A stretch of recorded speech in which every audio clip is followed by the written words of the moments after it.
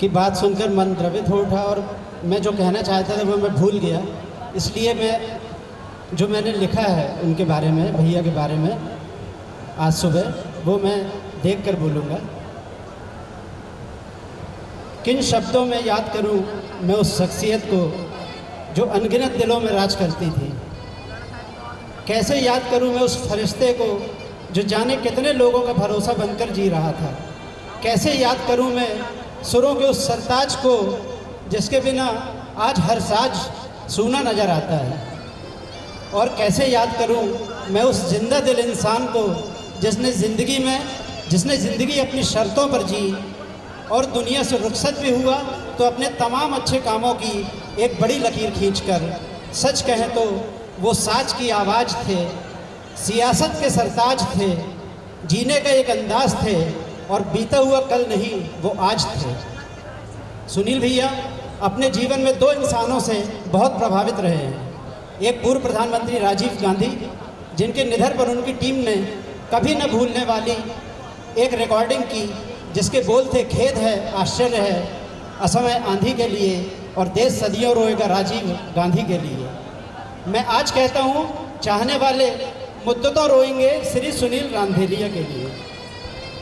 दूसरा जिससे वे प्रभावित रहे हैं वे इस देश के महानायक अमिताभ बच्चन।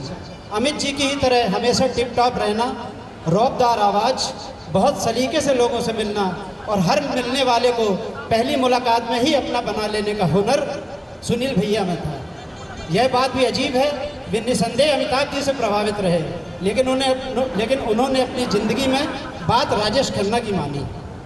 राजेश खन्ना ने कहा था, बाबू मोशाय, ज़िंदगी लंबी नहीं बड़ी होना चाहिए। सुनील भैया ने अपनी ज़िंदगी लंबी नहीं की लेकिन इतनी बड़ी कर दी जितने में पूरा आकाश आ जाए। वो संगीत से सियासत तक और समाज सेवा से व्यवसाय तक जो भी करते चले गए उसके करीब तक भी पहुंच पाना किसी साधारण इंसान के बस की बात नहीं। सारी ज़िंदगी उन्होंने जो किया दिल से किया, रिश्ते निभाए तो पूरे दिल से निभाए। उस दौर को लोग आज भी याद रखते हैं जब सुनील भैया शहर में सियासत की धुरी थे। जब तक वे सक्रिय राजनीति में रहे, कटनी की तरुणाई उनके इर्द गिर्द घूमती रही।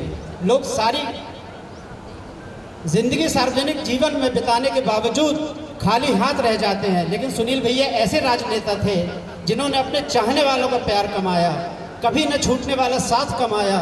लोग पैसे तो बहुत कमा लेते हैं लेकिन इंसान नहीं कमा पाते। सुनील भैया ने इंसान कमाए हैं, इसलिए आज उनके विछोह में हर आँख नम है, हर आँख में पानी है। वे दिल से बहुत अमीर इंसान थे। आप सभी जानते हैं किसी भी मजबूत रिश्ते की बुनियाद भावनाओं को समझने पर निर्भर होती है।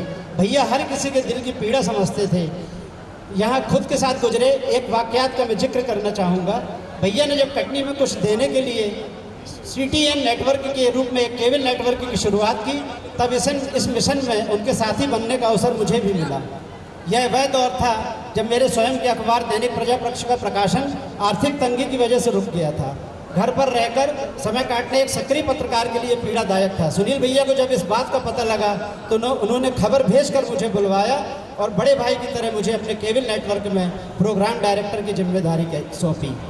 कोई कहता है दिल गया दिलबर गया, रहबर चला गया, साहिल पुकारता है कि समंदर चला गया, पर दिल की बात कहता हूँ दोस्तों, दुनिया से मौशूकी का सिकंदर चला गया। संगीत तो नस नस में उनकी बसता था। मंच पर अगर सुनील भैया मौजूद हैं तो किसी साजिंदे की इतनी हिमाकत नहीं कि वह बेसुरा हो जाए।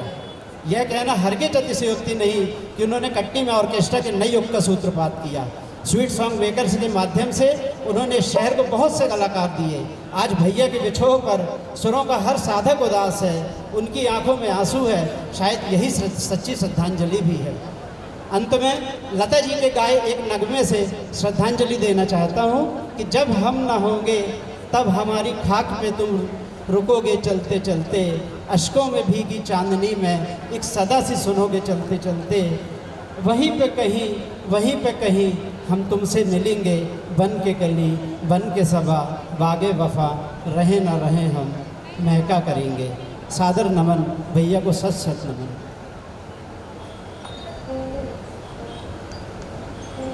आज का दिन